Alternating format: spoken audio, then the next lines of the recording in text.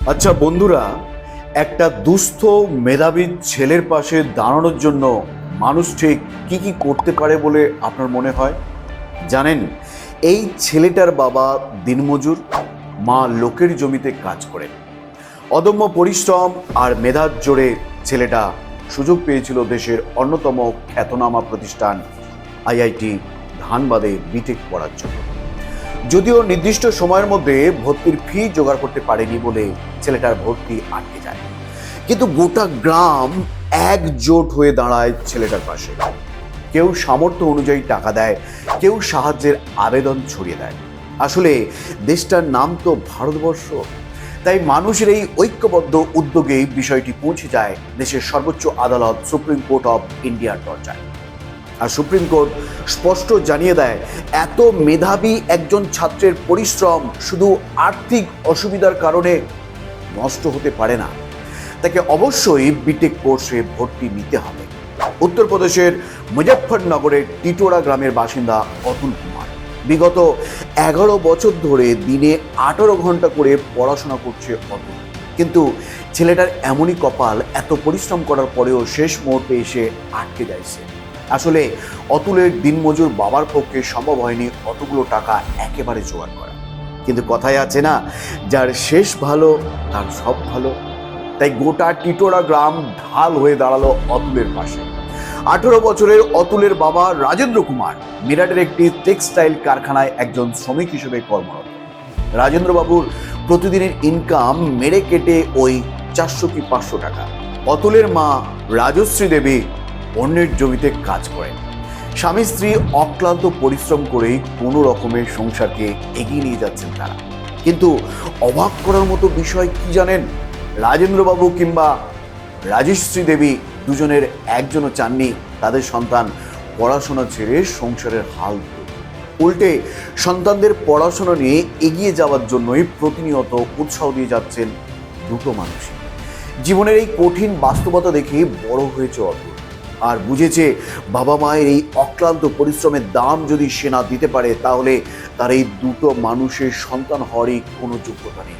তাই ক্লাস 9 থেকেই একজন ইঞ্জিনিয়ার হবার স্বপ্ন দেখেছে অতুল। সংবাদ মাধ্যমের কাছে অতুল জানিয়েছে, অতিরিক্ত চাপ নেওয়া উচিত নয়। আমাদের কোচিং সেন্টারে বলা হতো, তুমি যদি ভাবো আইআইটি প্রবেশিকা পরীক্ষা কঠিন, তাহলে সেটাই কঠিন, আর যদি মনে করো সহজ, তাহলে সেটাই সহজ। তাই দিনে 18 ঘন্টা অক্লান্ত পরিশ্রম করে দ্বিতীয়বারের চেষ্টায় পরীক্ষায় সফল হয় অতুল। এই পরীক্ষার জন্যই কানপুরের একটি কোচিং ইনস্টিটিউট থেকে বিগত 11 মাস ধরে প্রশিক্ষণ নিয়েছে অতুল।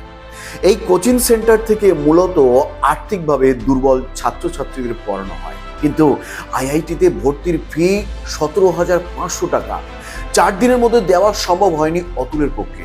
ভর্তির ফি শুনে রীতিমতো মাথায় হাত পড়ে অতুল সহ তার গোটা পরিবারে।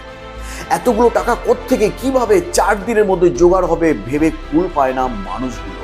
এদিকে একদিন করে 4 দিনও অতিক্রান্ত হয়ে যায়, পয়সা জোগাড় আর হয় না।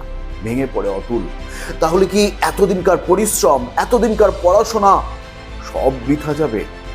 না, কথায় আছে না, যে মানুষ সৎ পথে এগিয়ে যায় সৃষ্টিকর্তা তাকে নিরাশ করেন না, তিনি ঠিক কোনো না কোনোভাবে রাস্তা তৈরি করে দেন। আর ঠিক সেটাই হয়েছিল অতুলের সঙ্গে।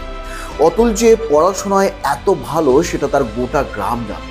তাই গ্রামের মানুষ যখন জানতে পারলো তাদের গ্রামের ছেলে পয়সার অভাবে ভর্তি হতে পারছে না, সেই সময় গোটা গ্রাম একজোট হয়ে অতুলদের বাড়ি এলো, আর যে যতটুকু পারলো নিজেদের সাধ্য মতো অতুলের হাতে তুলে দিল।